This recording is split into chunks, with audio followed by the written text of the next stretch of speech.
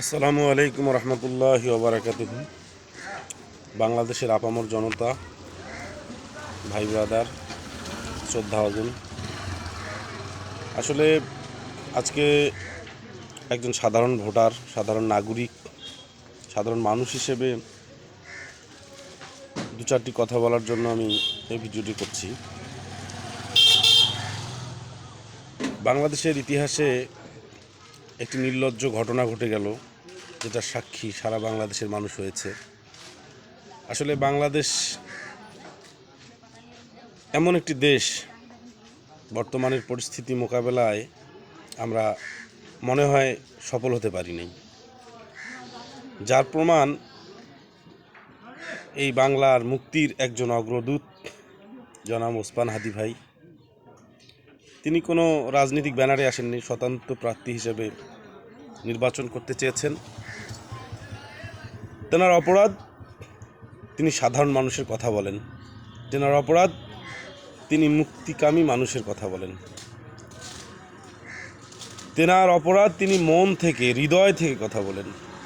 আসলে তার উপর যে আক্রমণ হয়েছে, তার উপর যে গুলি করা হয়েছে তাকে, এটা ইতিহাসের বর্বরোচিত একটা ঘটনা।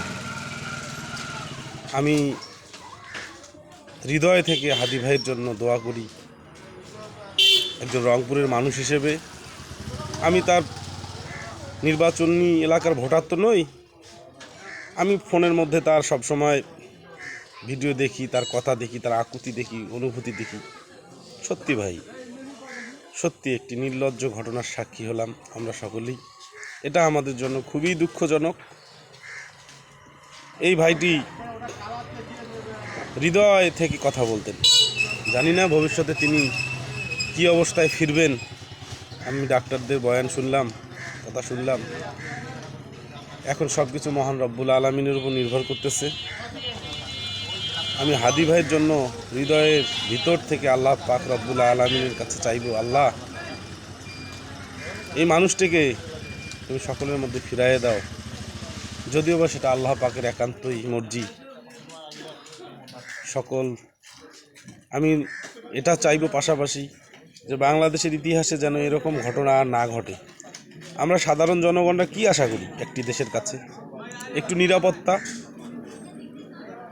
একটু দ্রব্যমূল্যের হাতের নাগালে যেন আমরা কিনে খেতে পারি, একটু শান্তিতে বসবাস উপযোগী একটি বাংলাদেশ আমরা চাই। সারা বাংলাদেশের মানুষের কাছে আমার আবেদন থাকবে এবং প্রশাসনের কাছে আমার অনুরোধ থাকবে, অতি দ্রুতই এই ন্যাক্কারজনক ঘটনার জন্য যারা দায়ী তাদেরকে আপনারা আইনের আওতায় এনে সর্বোচ্চ শাস্তি দিয়ে তাকে আপনারা ব্যবস্থা গ্রহণ করুন। সরকারের প্রতি আমার আহ্বান থাকবে। আসসালামু আলাইকুম রহমতুল্লাহি ওয়া বারাকাতুহু।